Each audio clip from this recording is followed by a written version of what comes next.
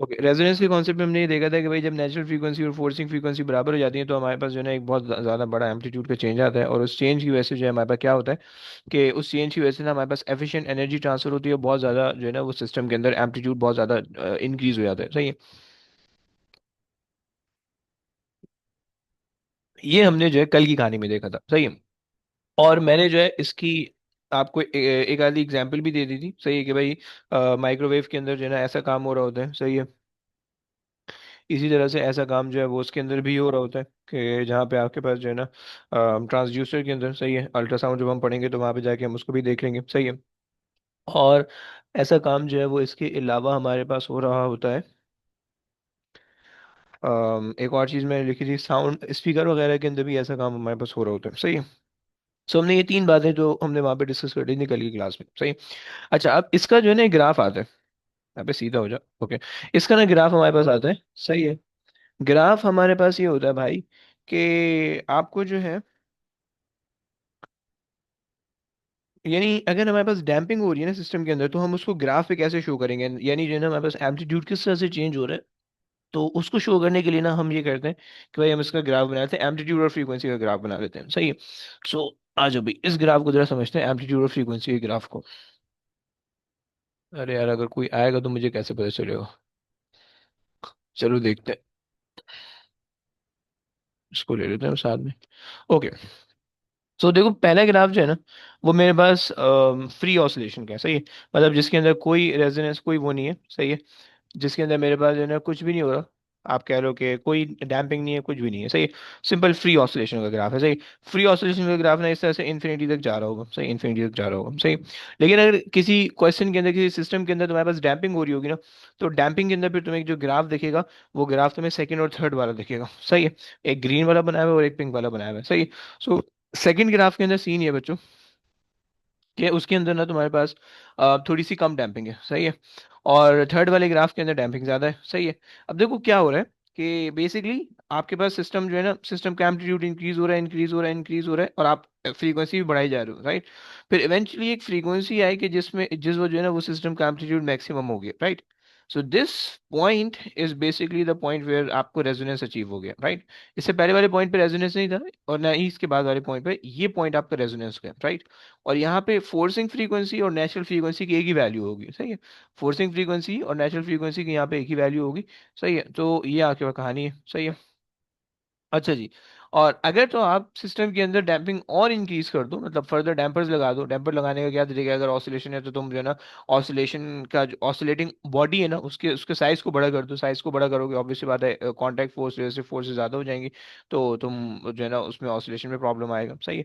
सो ये तुम्हारे पास हो सकता है। सही है। एक एक काम ये है। सही है। इसी तरह से और भी डिफरेंट डिफरेंट चीज़ें हो सकती हैं, डिपेंड करता है सिनेरियो पे, क्वेश्चन पे डिपेंड करता है। सही। लेकिन हमने यहाँ पे जो है ना इसकी ये इंक्रीज कर दी हुई है। सही है। इसके अंदर डैम्पिंग इंक्रीज हो गई। अब डैम्पिंग इंक्रीज होने से क्या होता है भाई, आपकी जो पीक है ना, पीक यहाँ पे जो पीक है ये शार्प है, यहाँ पे पीक थोड़ी सी जो है ना वो हो जाएगी, फ्लैट पीक हो जाएगी। सही है।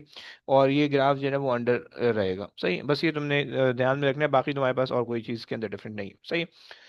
और ये ग्राफ ना बार बार आ रहा होगा, जब भी आएगा ना भाई ये रेजोनेंस का ही ग्राफ होगा। इसी तरह से रट्टा मार लो, कोई समझने की जरूरत नहीं, समझ में आता है फाइन, नहीं आता रट्टा लगा लो, हो जाएगा। सही।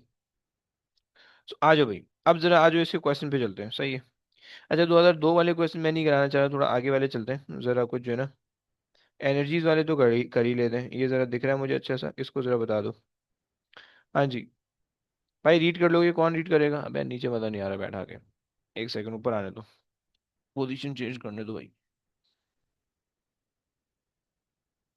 हुजैफा भाई रीड करेंगे, हुजैफा भाई रीड कर लेंगे भाई। जी sir. The vibration of mass 150 gram are simple harmonic.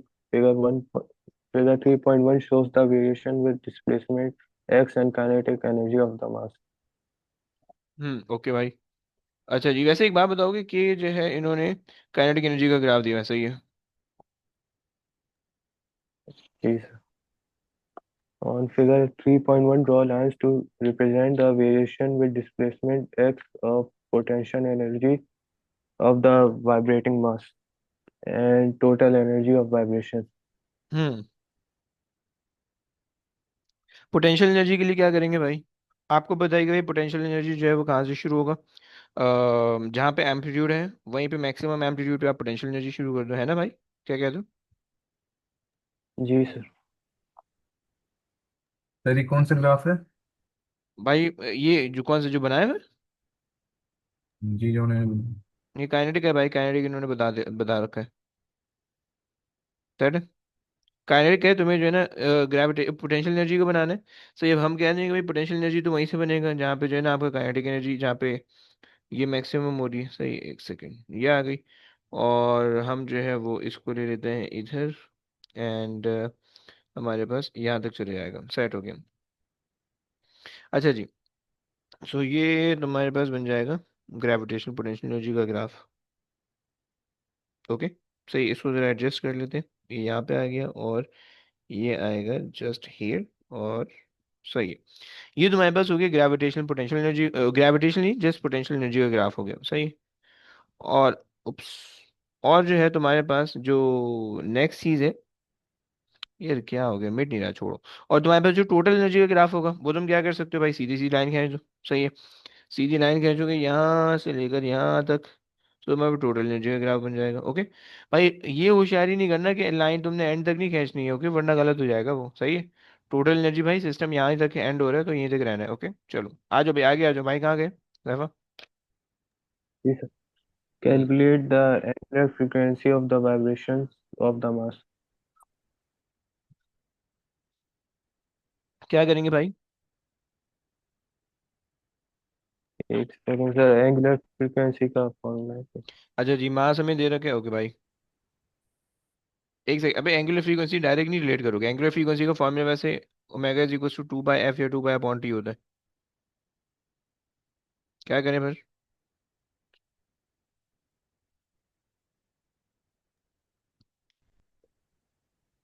तो ये ग्राफ से देख के निकालनी है। वेरी गुड भाई।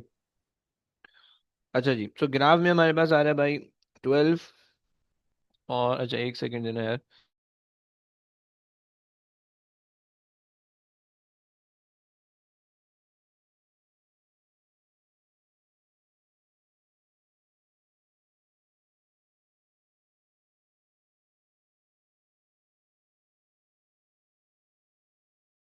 ओके।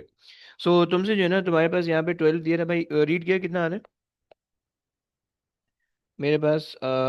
चार चार, ये यहाँ पे आ जाएगा 10, सही, यहाँ पे आ जाएगा 14, सही है, और 15 आ जाएगा भाई, 15 लग रहा है मुझे, 15 मिली जूल्स। ओके।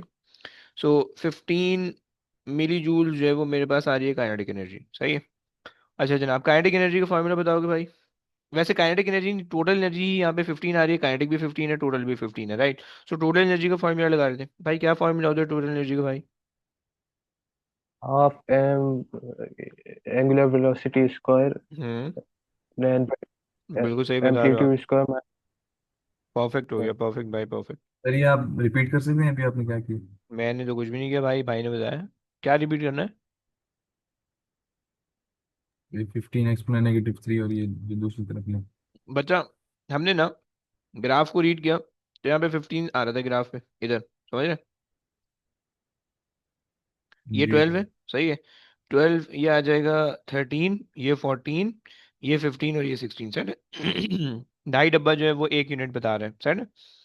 तो 15 मिली जूल्स दिया हुआ है तुम्हें, सही है। सो मिली वहां से हमने रीड कर लिया, सो 15 मिली जूल्स ये आ गया, सही है। अच्छा, और ये बेसिकली मेरे पास काइनेटिक एनर्जी या टोटल एनर्जी दोनों बन रही है, राइट? क्योंकि तुम्हारे पास इस पॉइंट पे काइनेटिक भी है और टोटल भी है, राइट? ग्रेविटेशन जीरो है, सही है। ग्रेविटेशन नहीं, पोटेंशियल जीरो है, सही है। सो टोटल एनर्जी का हमने फार्मूला लगा लिया, हमें टोटल एनर्जी का फार्मूला पता था, half M omega square X naught का स्क्वायर, है ना? ऐसे ही पता था ना भाई? जी। ये ओके। सो सॉल्व कर लो भाई। सो 1/2 मास उन्होंने दिया हुआ है 150 ग्राम, सो 0.15 ले रहे थे। ओके। और इन्होंने ओमेगा हम से बोला हुआ है कि निकाल दो। और इन्होंने हमें एक्स नॉट दिया हुआ है, हम यहाँ से देख लेते हैं 5 सेंटीमीटर, 5 एक्सपोनेंट -2। ओके। और ये आ गया 15 एक्सपोनेंट -3। सही है। ओके भाई, सॉल्व कर दो यार, ये बदतमीजी कर रहा है यार। अच्छा जी, सॉल्व कर लें भाई। जब आपने सॉल्व किया होगा तो आपके पास आ गया होगा। अच्छा हुआ है। एक 2 आ रहा है। Angry ditto. रूट वूट भी किया। जी सर। ओके भाई। भाई बता रहे हैं 2 आ रहा है। किसी और का भी 2 आ रहा है। मार्किंग की से भी चेक कर लेते हैं भाई, मेरा तो कंफर्मेशन मुझे। 8.94 आ रहा। 8.94 मुझे थोड़ा सा सही लग रहा है ये। 2 मुझे थोड़ा सा गलत लग गलती। रहा है, क्योंकि जो है ना मुझे याद नहीं आ रहा 2 वाला आंसर। शायद वो बोल। एक्स नॉट स्क्वायर नहीं किया इसको। है ना। अरे मैंने भी नहीं किया, ओहो घंट तो मेरी तरफ से भी। अच्छा जी। सही हो गया, समझ में आ गया। ओके जी। चलिए आगे चलते हैं। एस एच एम भी आ गया। चलो भाई। 2 नहीं आ रहा होगा, कुछ और आ रहा होगा। सही है, तुम्हारे पास 8.9 आ रहा है ना, 8.9। यार जरा एक सेकंड तो मैं भी यार देख लेता हूँ, क्वेश्चन नंबर कौन सा है भाई। क्वेश्चन नंबर 2 ही है। सही है।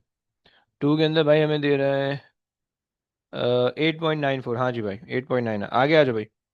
डैम्पिंग क्या कहते हैं भाई। हाँ जी। Gradual loss in possible. Energy. बढ़िया भाई, ग्रेजुअल ना लिखो। सही, लॉस लिख दो, क्योंकि ग्रेजुअल लॉस जो है ना वो एक खास टाइप की डैम्पिंग होती है, जिसको हम लाइट डैम्पिंग कहते हैं, समझ रहे? तो हम कह रहे थे loss in the amplitude of the oscillation. सही है। Due to the resistive force. सही है। Due to the resistive force, आगे चलिए प्लीज। यार एक सेकंड दो, एक सेकंड, ये बदतमीजी कर रहा है। वन नोट बदतमीजी कर रहा है। चल नहीं रहा सही से।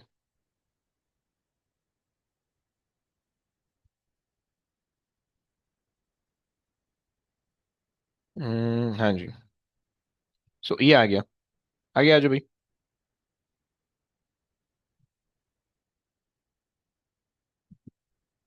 तुमसे कह रहे हैं, कौन है पढ़ने वाला, कौन है, कहाँ गया? The mass loses 20% of its vibrational energy. Use figure 3.1 to determine the new amplitude of oscillation. Explain your working. Okay भाई। एक्सप्लेन योर वर्किंग का मतलब हुआ कि भाई तुम्हें जो है ना अंग्रेजी भी लिखनी होगी यहाँ पे। सही है। सो तुमसे कह रहा है भाई लूज इज 20%, तो भाई कितनी बची होगी? अगर 20% से लूज कर दिया तो बची हुई कितनी होगी भाई? 80. 80 भाई कह रहे हैं। ओके। सो सही हो गया। सो आपने कहा कि भाई 80% बची हुई होगी। सही है। सो हम 80%, 15 इनिशियल 15 थी। सही है, अब इसका 15 का 80% निकालो भाई। सो 15 मेरी जूल जो है वो आपकी इनिशियल एनर्जी थी। सही है। 15 एक्सपोनेंट नेगेटिव 3, ये आपके पास इनिशियल थी, राइट? अब आपने इसका 80% निकाल लिया। सही है। सो ये आपके पास जो है, ये एनर्जी आपके पास यहाँ से आ गई। सही है। और अब आपने इसको किससे इक्वेट करना है? टोटल एनर्जी से आप कर लो। सही है, half M omega square and X naught का स्क्वायर, समझ रहे हो ना? और अब सॉल्व कर लो इसको। सो अब ओमेगा भी पता है, एम भी पता है, सब कुछ पता है। सही है। सो जो भी आपके पास ऊपर से आ रहा होगा आंसर, डिवाइडेड बाय 0.5, 1/2 की फिर ये वैल्यू। इक्वेट क्यों करते हैं यहाँ पे? क्या भाई? यहाँ पे इक्वेट क्यों किए? फिर क्या करेंगे भाई? कुछ और भी कर सकते हैं वैसे इक्वेशन के बगैर।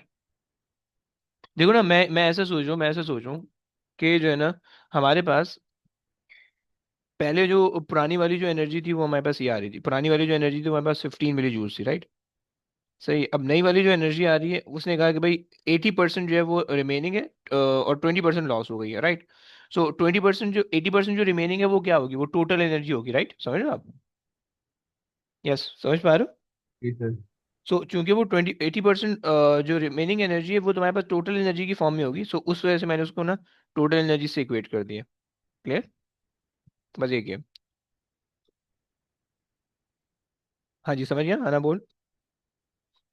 जी सर समझ। और ओमेगा, यार ओमेगा तुम्हारे पास आ रहा है। ओमेगा तुमने पिछले वाले पार्ट में निकाला था 8.94। सही है, उसका स्क्वायर कर दोगे, एक्स नॉट तुम्हें निकालना है। सही है। सो एक्स नॉट यहाँ पे ले दो और होल थिंग स्क्वायर रूट कर दो। सही है, यहाँ पे तुम्हारे पास जो भी वैल्यू आ रही है वो ऊपर से यहाँ से डाल के लिख देना। ओके। सर ये अगर हम काइनेटिक एनर्जी पे इक्वेट करें तो तो भी वो भी आज सही रहेगा? बच्चा काइनेटिक एनर्जी का फॉर्मूला भी वही बन जाएगा ना, अगर तुम काइनेटिक मतलब काइनेटिक एनर्जी की फॉर्मूला से बात कर रहे हो, राइट? जी जी। ओके, तो काइनेटिक एनर्जी का formula half M omega square और फिर एक्स नॉट का स्क्वायर माइनस एक्स का स्क्वायर, ये लोगे।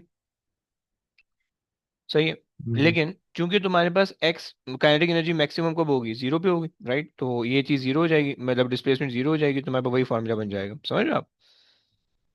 जी सर। सही हो गया, तो ये हमारे पास है। सही, निकाल दो भाई, वैल्यू निकाल दो कितनी आ रही है। ये 4.5 बता रहे हैं मुझे। जी सर 4.5 आई। 4.5 आ रही है बच्चों की, चलो। 4.5, ओके भाई, आगे चलते हैं। शो दैट, अच्छा जी, आ जाओ। कौन है भाई पढ़ने वाला, कौन है, एक सेकंड।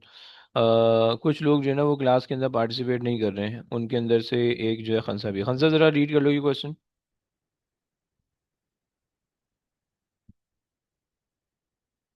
यस, खंसा आसपास हो। खंसा खाना खा रही है मेरे ख्याल से, कोई बात नहीं। यूसुफ रीड कर लेगा, यूसुफ जिंदा बैठे हो। G. जी भाई रीड कर ले प्लीज, बच्चे A टिप्पणी करा रहे हैं tube हमें। closed at one end has a constant area of cross-section A. Some lead shot is placed in the tube so that the tube floats vertically in a liquid of density P, as shown in figure 4.1. Okay भाई। पढ़िए। अच्छा, the total mass of the tube and its contents is m. When the tube is given a small vertical displacement and then released, the vertical acceleration a of the tube is related to its vertical displacement by the expression. Acha, where g is the acceleration of free fall. This है। अच्छा जी, चलो। अच्छा, फिर ये आप छोड़ देते हैं, सही है। और second part, simple harmonic motion की डेफिनेशन पता होनी चाहिए, सही है। हम कहते हैं कि भाई motion in which acceleration is directly proportional to the velocity, सही है। Acceleration is directly proportional to displacement and both are oppositely directed from the mean position. आगे आ जा भाई।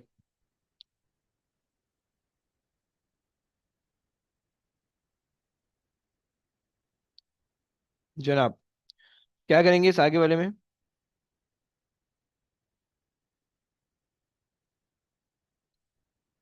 ओके, सो तुमसे कह रहा है कि भाई show that the tube is performing the simple harmonic motion, okay. कोई आइडिया भाई, कुछ तो बताओ यार, ऐसे ही भागे हो यार, ऐसे ना करो। फिर वो सर क्वेश्चन को इक्वेशन को रीअरेंज करेंगे। पता इक्वेशन नहीं को सर, रीअरेंज कुछ करने को याद बोल नहीं रहे आ हैं रहा। बच्चे, अच्छा बच्चे ऐसे बोल रहे हैं, याद नहीं आ रहा। ओके भाई, देखते हैं। मुबीन क्या बोल रहे हो तुम। वो ऊपर वाले क्वेश्चन को रीअरेंज करेंगे। ये वाली, चलो गुड है, सही है। तो सबसे पहले तो आपको ये बताना होगा कि भाई ये इक्वेशन सिंपल हार्मोनिक मोशन कैसे वो कर रही है, सही है। तो आप ये कह दो कि भाई जो ऊपर वाली जो इक्वेशन है, ये वाली जो इक्वेशन है, सही, आप ये कह दो कि भाई जो एक्चुअल इक्वेशन है वो आपके पास है X naught omega square, right. X naught omega square, ये एक्चुअल इक्वेशन है, सही। अब आप ये कह दो कि भाई acceleration is proportional to Y, right, पहली बात, सही है। और ये आप ये कह दो कि भाई acceleration is proportional to Y, और जो नेगेटिव साइन है वो आपको ये बता देगा कि negative sign shows both are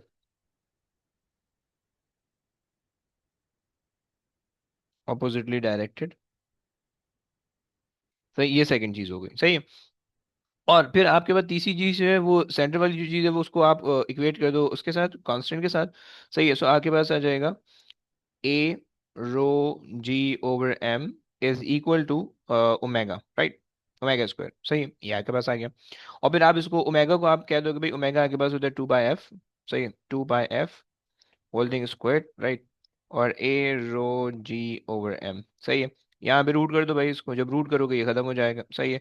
1/2 पाई यहाँ पे चले जाएगा, एफ आपके पास पीछे बच जाएगा। भाई समझ गए हो।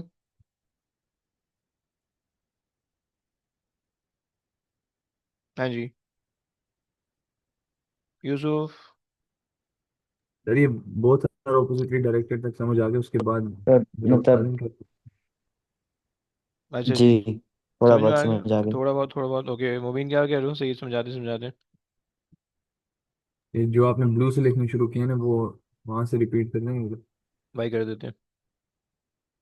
देखो सीन ये था, मैंने ये कहा कि भाई यहाँ तक तो हमारे पास दो चीजें हो गई सही। अब अगर मैं इसको कंपेयर करूँ, सही है, अगर मैं इसको कंपेयर करूँ यहाँ से, सो ए इज इक्वल्स टू, यहाँ पे आपके पास आ जाएगा, ये हो जाएगा ओमेगा स्क्वायर और ये हो जाएगा एक्स नॉट, सही है, और यहाँ पे आ गया नेगेटिव साइन, सही।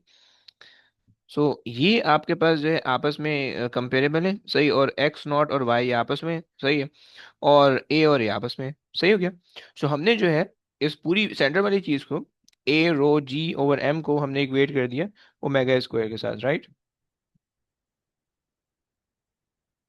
सही हो गया। सो यहाँ पे हमारे पास जो है, अब अगर आप इसको इक्वेट कर लो और आप सॉल्व कर लो, सही है। सो मैंने कहा कि भाई A rho ji over m is equals to omega square, right. So अगर आप अब सॉल्व कर लो, सही समझ में आया भाई, समझ में आया, इस वजह से मैंने कंपेयर किया। जी सर हमको। सही, यहाँ पे मैंने रूट कर दिया, वहां से हट जाएगा और ये हो जाएगा 2 पाई एफ, सही। यूसुफ समझ गया भाई, यूसुफ प्लीज बताओ। सो एफ जी को मैंने सर। सब्जेक्ट बना लिया, सो जब ये इसको यहाँ भेजोगे सो 2 पाई ओवर एम हो जाएगा ये। So 1/2 pi and then A rho over M, सही। ये आगे पास शो हो गया, सही, आगे आ जाओ भाई। तुम्हें भाई ग्राफ दे दिए, सही है, तुम्हें ग्राफ का एम्पलीट्यूड देखते ही तुम्हें पता चल गया कि भाई ये जो है ना यहाँ पे डैम्पिंग हो रही है क्योंकि एम्पलीट्यूड कांस्टेंट नहीं है, सही है। अच्छा जी, रीड कर लो भाई, आगे रीड कर लो। कौन है भाई, यूसुफ रीड करे भाई। The tube has an external diameter of 2.4 centimeters, and it's floating in a liquid of density 950 kg meter cube. Assuming the equation in B, calculate the mass of the tube and its contents. Okay भाई, frequency इसने नहीं दी हुई है ना, देखी नहीं रही, नहीं। लेकिन हम ग्राफ से निकाल तो सकते हैं, सही है। अगर हम देखेंगे भाई, यहाँ तक हमारे पास टाइम पीरियड आ रहा है, दिख रहा है टाइम पीरियड, देखो मेरे को इतना जी दिख रहा सर है, वो 0.6 दिख रहा है, सही। जी। तो ये 0.6 यस। से हम कन्वर्ट करके जो है ना वो फ्रीक्वेंसी निकाल सकते हैं, सही है। सो हमने कहा कि भाई T is equal to 0.6, graph से दिख गया, सही है। सो फ्रीक्वेंसी कितनी आ जाएगी भाई। 1/0.6। अरे वो तो मेरे को भी पता है, निकाल के बता ना।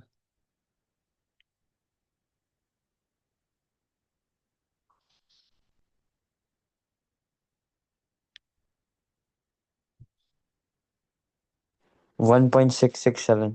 ओके भाई, 1.67 आप बता रहे हैं, सही। अब फॉर्मूला लगा देते हैं, सही। F is equal to 1/2 pi under root A rho ji over M, सही है।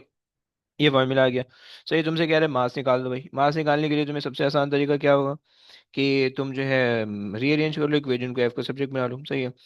सो हमने क्या किया कि भाई हमने जो है 2 पाई एफ कर दिया, सही है, इसका whole square is equal to A rho ji over M, सही है। यहाँ से आप मास को बना लो subject, right. A rho ji over M over 2 pi F, right. So अब आप सॉल्व कर लें, सही है। सो आपके पास आ जाएगा डायम, अच्छा बदतमीजी की, देखो डायमीटर दिया हुआ है, अब तुम्हें जो है ना वो निकालना है, एरिया निकालना है। सो पाई आर स्क्वायर करोगे, सो डायमीटर डिवाइड बाई 2 करोगे, 1.4 1.2 हो जाएगा। एक्सपोनेंट -2 कर दो, होल स्क्वायर कर दो, राइट। एरिया आ गया है, डेंसिटी उसने दे रखी है 950, सही है, और जो जी है 9.81, सही है, डिवाइडेड बाय 2 पाई एफ तुम्हारे पास आ रहा है 1.67, सही हो गया।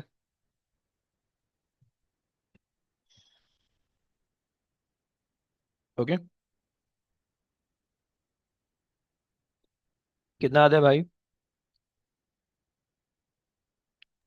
1 मिनट से कर।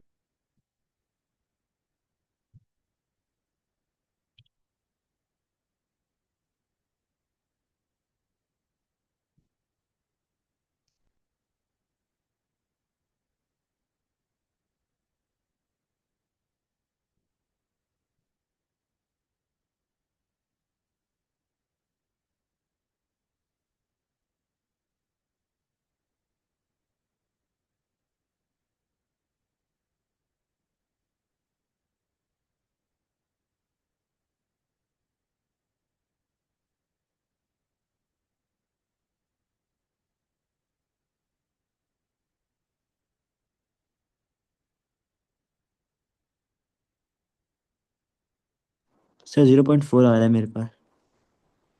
0.4 आप बता रहे हैं, सही। 0.0384 आ रहा है इनके पास। तुम्हारे पास ऐसा नहीं आ रहा? नहीं सर ऐसे तो नहीं आ रहा। शायद एक मैं चेक करता हूँ अपना।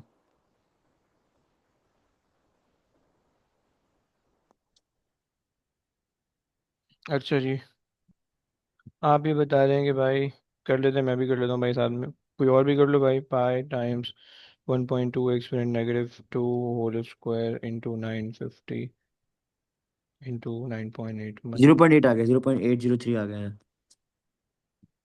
Zero one point eight two zero three nine अच्छा, एक सेकेंड, एक छोटा सा पढ़ना यार। यहाँ पे स्क्वायर भी तो होगा ना? यार ये ना बड़े मसाइल होते हैं इसके अंदर। 2 पाई एन एफ आ गया आपके पास into 1.67 and whole thing square, right? हाँ जी, आ रहा है भाई, 0.03829, सही। तो 0.0383 सही हो गया। चलो भाई आगे चलें। तुमसे कह रहा है इंडिकेट द ऑसिलेशन और डैम्प्ड। सही, तुम्हें पता है कि भाई ग्राफ का जो है ना एम्पलीट्यूड डिक्रीज हो रहा है, सही है। सो तुम्हें ये इससे पता चल जाएगा, सही है। सो सर अगर हम डिक्रीजिंग डिस्प्लेसमेंट लिखें तो वो भी सही है। एम्पली नहीं यार, डिस्प्लेसमेंट ना लिखो, डिक्रीजिंग एम्पलीट्यूड लिखो, क्योंकि ग्राफ के जो है ना एम्पलीट्यूड से हमें पता चल रहा है, सही है। डिस्प्लेसमेंट से हमें कुछ नहीं पता चल रहा। डिस्प्लेसमेंट तो हमारे पास जस्ट ये वाली वैल्यू होती है ना, ये वाली वैल्यूज, ये वाला डिस्टेंस है, राइट? उससे हमें कुछ नहीं, मैक्सिमम वैल्यू से हमें पता चलेगा कि भाई हमारे पास ये वो हो रही है या नहीं। चलें जी, ओके। आई विश कि मैंने इनको कुछ भेजा है। ओके, चलो भाई आगे आ जाओ। ये भी अच्छा मजेदार क्वेश्चन था, सही है। अच्छा जी, कौन करेगा? सोभिया रीड कर सकती हो प्लीज? जी सर। हाँ रीड कर ले यार। Okay. Two vertical springs, each having spring constant K, support a mass. The lower spring is attached to an oscillator as shown. Okay fine. The oscillator is switched off. The mass is displaced vertically and then released so that it vibrates. During these vibrations, the springs are always extended. The vertical acceleration A of the mass m is given by the expression, where अच्छा x जी। is the physical displacement of hmm, the mass from its equilibrium position. सही हो गया। Show that बोल रहा है, सही। क्या करेंगे? वैसे इसमें कोई इतना ज्यादा नहीं करना कुछ भी, सही है, लेकिन मास हमें दिया हुआ है, स्प्रिंग कांस्टेंट भी हमें दे रखा है, ओके। और हमसे कह रहा है कि फ्रीक्वेंसी, फ्रीक्वेंसी कहाँ से लेके आऊंगा मैं? कुछ बता सकती हो फ्रीक्वेंसी कहाँ से आएगी इस इक्वेशन के अंदर? 1 upon f, sorry, 1 okay, upon t, and given a क्या गिवन है? frequency. नहीं नहीं, the frequency of the minus, वो तो हमें शो करना है ना बच्चा। उसने कहा कि भाई Oh, sorry. Show See. That, सही है। सो ये है,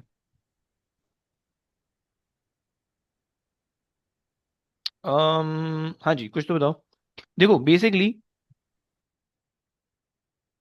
हमारे पास, सबसे पहले तो आप ये देखो, सही, मैं जरा इसको रीअरेंज करता हूँ भाई, जरा गौर करना प्लीज। मैं अगर इसको रीअरेंज करूँ तो ए यहीं रहने देते हैं, -2 k/m, सही है, और यहाँ पे x, सही है। अच्छा, तुम्हें पता है कि तुम्हारे पास जो एक्चुअल इक्वेशन होती है सिंपल हार्मोनिक मोशन की, वो क्या होती है? A is equal to minus omega square n x, right? देखो ये 100 बार ये क्वेश्चन आएगा, 100 बार, ओके। बी वेरी केयरफुल, 100 बार ये क्वेश्चन आएगा, सही है। तुम्हें हमेशा कंपेयर करना होगा, ओके। सो देखो अब ये वाली चीज कंपेरेबल है, सही है, इसको तुमने कंपेयर करना है, बाकी चीजों को इग्नोर कर दो, सही हो गया। तो ये पूरी इक्वेशन नहीं यूज करोगे, बल्कि ये वाली चीज तुमने यूज करनी है, ओके। आ जाओ, कर लेते हैं। So 2 k/m equals to omega square, right? अब आप जो है ना वैल्यू सब्स्टिट्यूट कर लो, सही है। 2 k तुम्हारे पास है 3, एम आपके पास है 240 ग्राम्स है, जो 0.24, सही है। फ्रीक्वेंसी आपके पास आ जाएगी 2 pi F and whole square. So whole square को मैं यहाँ पे रूट करूँगा, ओके। ये मेरे पास रूट हो गया, सही है। और 2 पाई को अगर आप यहाँ पे ले जाओ, सो 1/2 पाई हो जाएगा, राइट? सो भी समझ गए हो? जी सर. सही हो गया, निकाल दें प्लीज।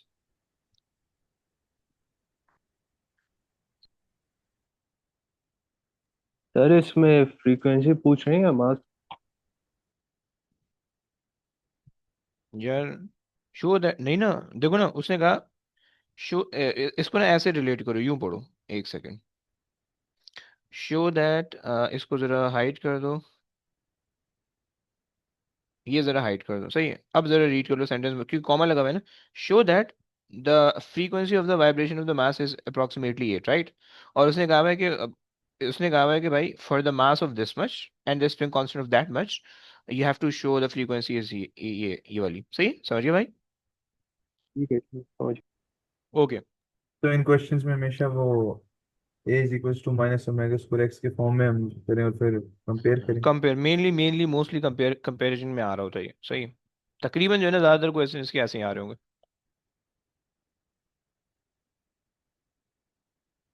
कितनी आ रही है भाई? सर 0.8 आया। 0.8 आ रहा है। इसका मतलब ये हुआ कि देखो यहाँ पे ये सेंटीमीटर के अंदर था और हमने उसको मीटर के अंदर कन्वर्ट नहीं किया है, सही। और वही जो है ना यहाँ पे हमारे पास प्रॉब्लम क्रिएट कर रहा होगा, सही है। सेंटीमीटर से मीटर में इसको मैं कैसे कन्वर्ट करूँ भाई?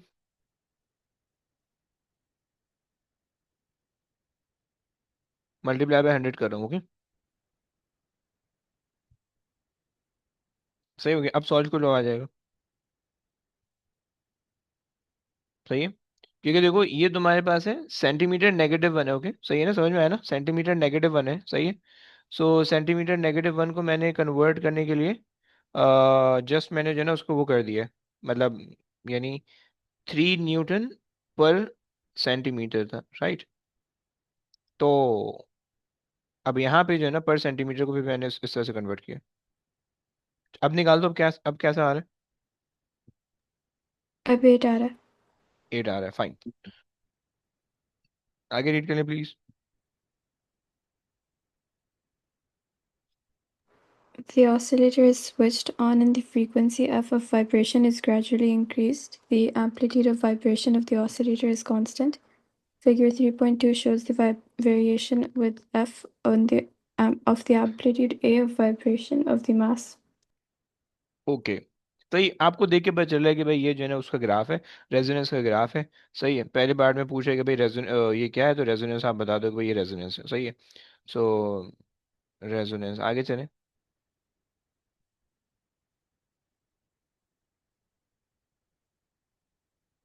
For which the maximum amplitude occur, सही है। सेकंड पार्ट में आपसे कह रहे हैं, अच्छा जनाब। सर ये क्या भाई, क्या दोबारा बोलो।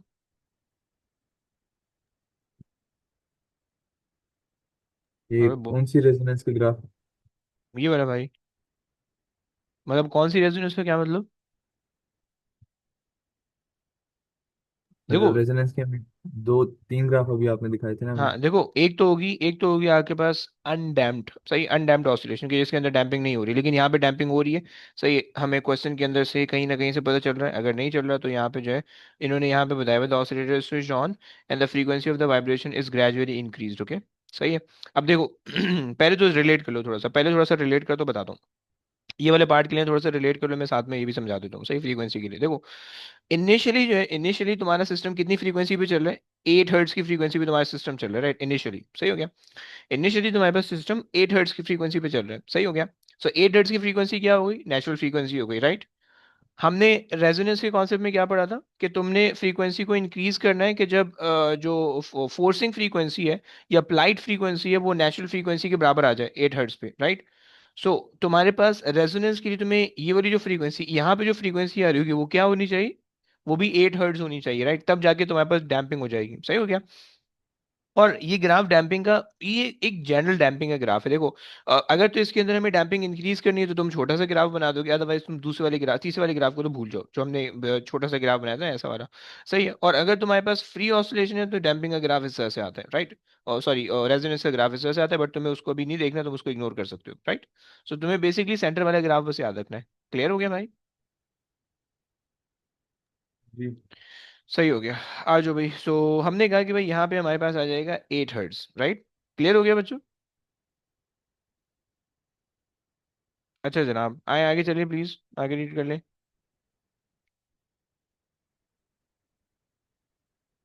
कौन है रीड करने वाला? बच्चा गुम हो गया हमारा। सोफिया रीड कर लो यार please. Suggest and explain how the apparatus in figure 3.1 could be modified to make the peak on figure 3.2 flatter without significantly changing the frequency at which the peak occurs. Okay, to make the peak flatter. अच्छा, peak flatter का मतलब है कि भाई आपको graph ना you बना रहा है, सही है, यू बना रहा है। इसका मतलब क्या हुआ? इसका मतलब ये हुआ कि भाई आपको जो है ना डैम्पिंग इंक्रीज करने का बोल रहा है, राइट? अब यहाँ पे ये बात आ गई है, सही। सो अब आपको जो है ना यहाँ पे, यार, आपको ना यहाँ पे डैम्पिंग इंक्रीज हो रही है, सही है। सो डैम्पिंग इंक्रीज के लिए आपको क्या करना पड़ेगा? ये सिस्टम है अब आपका, राइट? ये सिस्टम है, अब आपको इसमें डैम्पिंग इंक्रीज करनी है, सही। डैम्पिंग का मतलब है रेजिस्टिव फोर्सेस बढ़ानी है, राइट? रेजिस्टिव फोर्स आपको पता है कि भाई रेजिस्टिव फोर्स कैसे बढ़ सकती है? आप सिस्टम की स्पीड बढ़ा दो, सही है।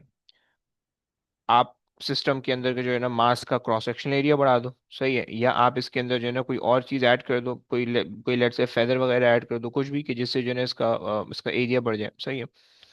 और या इसकी डेंसिटी कम कर दो, मास की डेंसिटी बहुत ज़्यादा कम कर दो, राइट? सो ये हमारे पास कुछ हमारे पास टेक्निक्स होती हैं जो कि डैम्पिंग को हम इंक्रीज करने के लिए काम कर सकते हैं, सही है।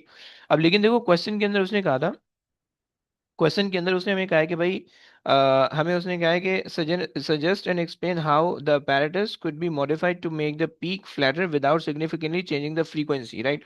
अगर तुम स्पीड चेंज करोगे तो फिर फ्रीक्वेंसी चेंज हो जाएगी, सही है। तो वो तो तुमने नहीं करना, सही है। अच्छा, और अगर तुम मास को कम या ज्यादा करोगे तो उसकी वजह से भी फ्रीक्वेंसी पे इफेक्ट पड़ेगा, सही है। क्योंकि तुम्हारे पास क्वेश्चन के अंदर यहाँ पे रिलेट हो रहा है, सही है। अगर तुम यहाँ पे देखो, तो अगर हमने जो इक्वेशन यहाँ पे सेटअप किया है, सही है, एक सेकेंड, ये जो इक्वेशन 2k/m, सही, is equal to 2 πf, right? ये जो हमने इक्वेशन सेटअप की है, इस इक्वेशन के अंदर जो फ्रीक्वेंसी है ये k से भी रिलेटेड है और मास से भी रिलेटेड है, राइट? सो तुम ना तो स्पीड चेंज कर सकते हो सिस्टम की, ना तो मास, और ना तो स्प्रिंग कांस्टेंट, राइट? सो तुम्हारे पास सिर्फ एक ऑप्शन बचता है, और वो ऑप्शन क्या बचता है तुम्हारे पास? कि तुम जो है ना यहाँ पे कोई कोई जो है ना इसका, या तो इसको मास को फ्लैट कर दो, सही, मास को फ्लैट कर दो without changing the mass value, okay. Mass को फ्लैट कर दो, ये साइड में कोई फेदर वगैरह लगा दो, सही, ये साइड में कोई फेदर वगैरह लगा दो, या कोई कार्ड शीट लगा दो, कि जिससे जो है ना ये ज्यादा एयर रेजिस्टेंस ज्यादा हो जाए, राइट? कौन से समझ में आ गया भाई? Add the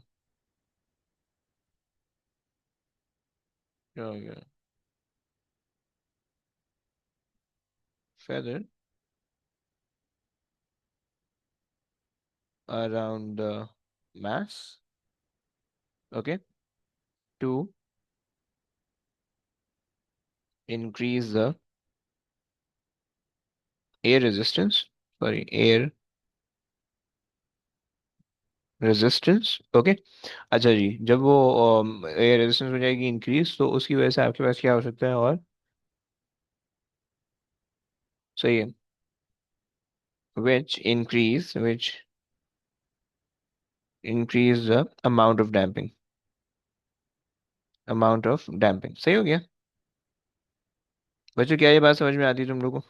which increase amount, yes, क्या ये बात समझ में आती है? हाँ जी। फिर अगर लाइक, हम जी भाई बोले। वो जो मास की शेप है वो चेंज कर दें तो? कोई फर्क नहीं पड़ेगा, लेकिन you have to make sure कि वैल्यू चेंज नहीं होनी चाहिए। मास की शेप चेंज करोगे तो बोलोगे कि भाई make the mass flatter, keeping the value of the mass same, right? तो और फिर उससे क्या होगा कि जो सर्फ ग्रेटर सरफेस एरिया होगा उसकी वजह से जो है ना रेजिस्टिव इफेक्ट ज्यादा हो जाएगा, रेजिस्टिव इफेक्ट ज्यादा होगा तो आपके पास ये आ जाएगा, सही है।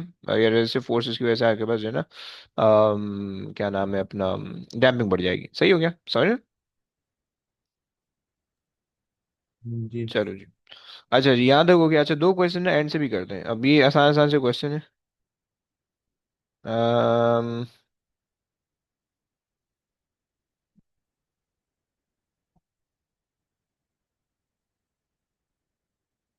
चलो एक ये क्वेश्चन कर लेते हैं, आओ।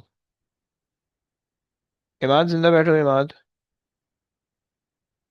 2010 का है, चलो 2010 तक पहुंच गए। दो क्वेश्चन, दो तीन क्वेश्चन और करेंगे। Imad, can you please read the question? अच्छा, just ignore the Sure. First one. यहाँ से। The amplitude of the vibrations produced by the oscillator is constant, The variation with frequency of the amplitude of the oscillations of the metal cube is shown in figure 3.2. भाई मुझे ये बताओगे कि ये कौन से सिस्टम का ग्राफ है, ये कौन सी चीज़ का ग्राफ है? भाई रेजोनेंस का ग्राफ लग रहा है। Sir, honestly I have no idea. अच्छा आप शुरू में नहीं थे ना क्लास में, वो शुरू में मैंने समझाया था। चलो खैर। तो ये बेसिकली रेजोनेंस का ग्राफ है, सही है। शुरू वाली वीडियो देख लेना, ये वाली वीडियो क्लास की शुरू का देख लेना, कुछ 5-10 मिनट आप का पार्ट हो एक गए। दफा ये रेजोनेंस और डैम्पिंग के ग्राफ का फर्क बता देंगे? देखो डैम्पिंग का ग्राफ ना ये है, एक सेकेंड, सॉरी, A2, A2 के अंदर तुम लोग कौन से, ये वाला है। हाँ, देखो ये तुम्हारे पास है, रेजोनेंस का ग्राफ है, सही है। सही है, रेजोनेंस और इसके अंदर डैम्पिंग भी हो रही है, रेजोनेंस भी है, सही है। समझ रहे हो? यानी इस ग्राफ के अंदर, यानी रेजोनेंस का ग्राफ अलग से नहीं बनेगा, बल्कि सिस्टम के अंदर डैम्पिंग हो रही होगी, और उस डैम्पिंग को ओवरकम करने के लिए तुम रेजोनेंस लगाते हो, तुम रेजोनेंस का सिनेरियो या कॉन्सेप्ट अप्लाई करते हो, सही है। सो ऑब्वियस सी बात है कि एक तरफ से रेजोनेंस हो रही होगी, दूसरी तरफ से डैम्पिंग भी हो रही होगी, और उसका ग्राफ यहाँ पे आ रहा है, राइट, ये वाला ग्राफ एक्चुअल ग्राफ है, सही है। अगर तू इस सिस्टम के अंदर से रेजोनेंस डैम्पिंग बिल्कुल खत्म कर दो, सो रेजोनेंस का सिर्फ ओनली प्योर रेजोनेंस का ग्राफ ऊपर वाला बन जाएगा, सही है। फ्री ऑसिलेशन और प्योर रेजोनेंस का ग्राफ बन जाएगा ये, सही है। सो ये तुम्हारे, अबे यार शिट, एक सेकंड। सो ये तुम्हारे पास आ जाएगा, प्योर रेजोनेंस का ग्राफ है, okay. Pure resonance graph, okay. सही, फ्री ऑसिलेशन के अंदर आ रहा है। अच्छा, फिर उसके बाद अगर तुम्हारे सिस्टम के अंदर डैम्पिंग भी हो रही है और रेजोनेंस, दोनों साथ साथ करो, सही, डैम्पिंग और साथ में रेजोनेंस भी हो रही है, plus resonance, resonance, okay. And second वाले के अंदर तुम रेजोनेंस तो करो, लेकिन तुमने डैम्पिंग इंक्रीज कर दी है, सही। तो डैम्पिंग प्लस रेजोनेंस ही भी है, लेकिन डैम्पिंग इंक्रीज हो गई, सही है। और जो प्योर डैम्पिंग के ग्राफ है वो तुम्हारे पास ये 3 ग्राफ है, सही है। एक तुम्हारे पास पहला वाला ये वाला ग्राफ है, फिर दूसरा ये, फिर तीसरा ये, समझ रहे? हाँ जी। जी। ओके भाई, आ जाओ। सो हमने, अच्छा ये आपको बात समझ में आ गई कि रेजोनेंस का ग्राफ है, सही है। अच्छा, अब रेजोनेंस के अंदर भाई हमारे पास होती है एक नेचुरल फ्रीक्वेंसी और एक फोर्सिंग फ्रीक्वेंसी, राइट। और जहाँ पे रेजोनेंस अकर होती है, एग्जैक्टली वो पीक वाला पॉइंट होता है, ये यहाँ पे जो हमारे पास रेजोनेंस हो जाएगी, सही, इस पॉइंट पे, सही है। This is the point where the resonance occur, okay, इस पॉइंट पे, सही। इस पॉइंट पे आके बस नेचुरल फ्रीक्वेंसी और फोर्सिंग फ्रीक्वेंसी एम्पलीट्यूड सब आप चेक कर लो, सही। सिर्फ और सिर्फ इस ग्राफ में इस वाले पॉइंट का काम होता है, ओके। सही हो गया। सो इस वाले ग्राफ में जो इस पॉइंट हमने ये पॉइंट उठा लिए, सही है, ये हमारे पास आ जाएगा, कितना आ जाएगा भाई? तकरीबन जो है ना 4 पॉइंट, अच्छा जी क्या बनेगा, एक सेकेंड, ये आ जाएगा 5, सही है। सो 4.2, फोर और six point four six point six okay भाई। 4.6 हर्ट्ज आ रही है, सही है। फ्रीक्वेंसी जो है 4.6 हर्ट्ज आ रही है, यानी इस टाइम पर, इस टाइम पर पहले, अगर तुम इस सिस्टम को देखो, सही है, तो पहले ये जो मेटल का जो क्यूब है, सही है, पहले ये मेटल का क्यूब जो है 4.6 की फ्रीक्वेंसी पे ऊपर नीचे ऑसिलेट हो रहा होगा, सही है। फिर जब तुमने वाइब्रेटर ऑन किया, सो वाइब्रेटर के ऑन करने की वजह से जब तुमने उसकी फ्रीक्वेंसी सेट की 4.6, सही, और ये भी 4.6 पे था, तो अब जो है ये तुम्हें बहुत ज्यादा ऊपर नीचे भागता हुआ दौड़ता हुआ नजर आएगा, सही। ये तुम्हारे पास होती है रेजोनेंस, समझ रहे हो? यस, समझ में आया? जी सर। परफेक्ट, सही हो गया। अच्छा जी, तुमसे पहले वाले पार्ट के अंदर क्या रहा है, रेजोनेंस आंसर हो जाएगा, सही है। For the maximum amplitude of state the magnitude of the amplitude and the frequency, सही है। एम्पलीट्यूड तुम्हें पता चल रहा है 16 है, सही है, और फ्रीक्वेंसी 4.6 है, सही है। सो 16 मिलीमीटर है, सही है, और 4.6 है। चलो आगे आ जाओ भाई। अब तुमसे कह रहे थे मेटल क्यूब में भी मास आपको दिया हुआ है, simple use your answer in to determine the metal cube the maximum X, भाई मैक्सिमम एक्सेलरेशन का फॉर्मूला मैंने तुम्हें याद करने का कहा था, याद है? हाँ जी। Minus omega square x. Very good भाई, सॉरी, ये आ गया, सही है। अच्छा जनाब, सो ओमेगा की वैल्यू तुम्हारी फ्रीक्वेंसी से ओमेगा निकल आएगा, सो 2 पाई, फ्रीक्वेंसी तुम्हारे पास आ रही है 4.6, यहाँ से तुम ओमेगा निकाल लेना, सही है। और एक्स तुम्हारे पास आ रहा है भाई 16 एक्सपोनेंट -3, सही है, निकाल दो भाई कितना आता है। Am are getting?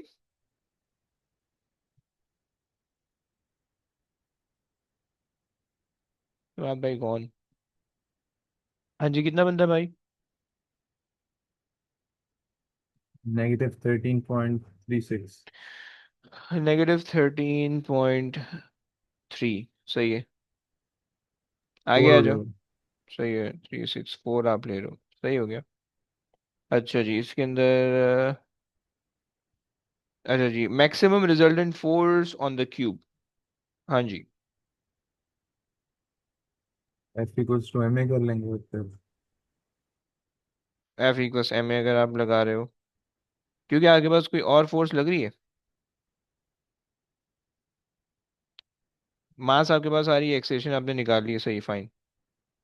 सो 0.15 × 13.4 कर दो, कितना आता है?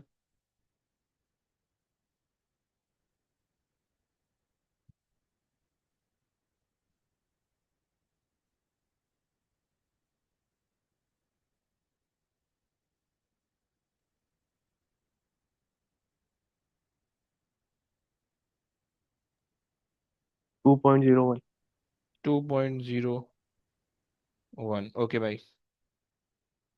चले भाई, आगे आपसे कह रहे हैं कि कुछ आपने फेदर्स वगैरह ऐड किए हुए हैं, सही है। अच्छा जनाब, सही है। सो कुछ आपने जो है ना, some very light feathers are attached to the top of the surface of the cube so that the feather extended outward beyond the vertical side of the cube. The investigation is now repeated.